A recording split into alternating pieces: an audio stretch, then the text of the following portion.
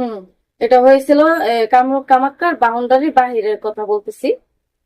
তো অনেকগুলো হোটেল আছে, তো এখানে আমরা কিছু খাওয়া দাওয়া করলাম। তবে যেটা খাইতেছি সেটাই মজা লাগতেছে, যেটা খাইতেছি সেটাই মজা লাগতেছে।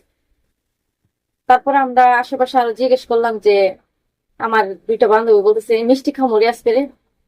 পরে আমরা খুঁজতেছি কিন্তু মিষ্টির দোকান নাই বাউন্ডারি বাহিরে, আচ্ছা। কোনো মিষ্টির দোকান নাই। তারপর মিষ্টির দোকান নাই মানে, তারপরে আল্লাহর কি কুদরত, তো হঠাৎ করে আমরা যখন হোটেলে বসাতে ওই বাউন্ডারির বাহির থেকে ভিতরে থেকে একজন লোক বাহিরে আসলো। আয়সা বলতেছে আপনারা কোথায় আসছিলেন, কোথায় ঘুরতে আসছেন? পরে আমরা বললাম যে আমরা তো আসছি ঘোরার জন্য, তো এখন হুম। নাকি আমরা এই জাদুঘরের এলাকায় ঢুকে গেছি, তখন আমরা তো আর কোনো কিছু চিনি না। পরে বলতেছে তা আপনারা কি খুঁজতেছেন? দেখলাম হ্যাঁ এই খুঁজতেছে এই খুঁজতেছে। পরে আমরা বললাম যে আমরা তো অনেক কিছু খাইছি, সবই ভালো লাগতেছে, মজা লাগতেছে, কিন্তু মিষ্টি খাইতে চাইতেছি।